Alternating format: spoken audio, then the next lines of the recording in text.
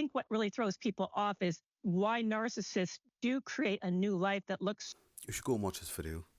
It's a great video by Carrie where she captures the confusion of narcissistic abuse, especially post-abuse, when the narc walks off into the distance with a new victim. And seemingly everything seems perfect. But let's dig into it and find out exactly what's going on. To understand this, we need to understand the self-concept of a narcissistically personality disordered person. So let's go with the covert narcissist. They couldn't identify with the bad object in their lives, so they split and they went internal, and they created a self-reliant version of mother internally. This is known as narcissistic libido. This is their self-reliant, fully independent version of mother that they have, which merges to the full self whenever it actualizes later in life.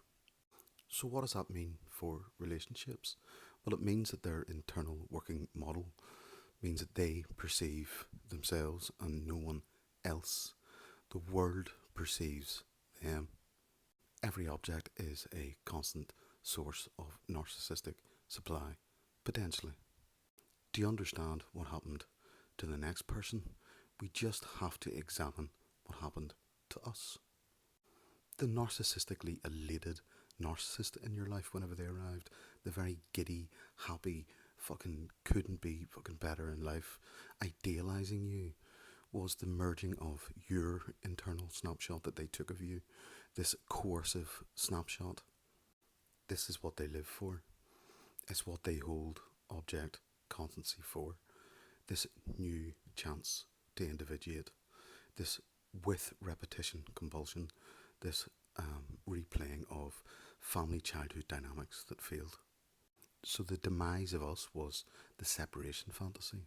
It was going to happen. It was going to happen whether, no matter what we did, no matter how we behaved, no matter how well we behaved, that was always going to happen. It had to happen. It had to happen for them to move away from you.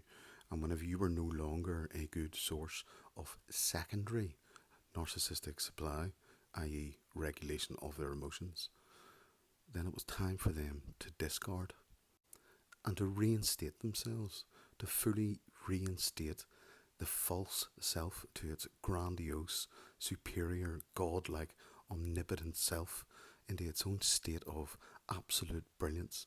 It needs another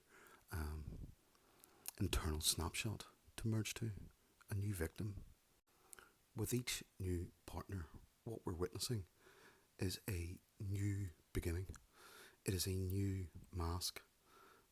It is a new persona, but it'll operate in exactly the same ways. There's 5 energies. We get cathected, so we get targeted. There's hyper-cathexis, to love bombing.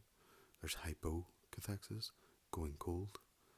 And then there is decathexis, the discard. And there's anti-cathexis, the reinvesting in a new object.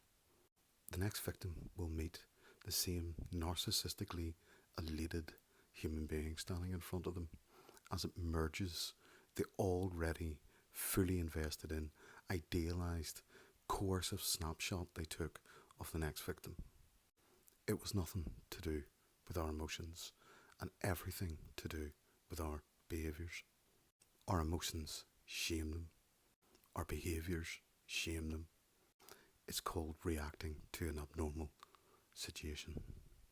The cycle just repeats again and again and again. Peace out. Loads of love. Hope that helps.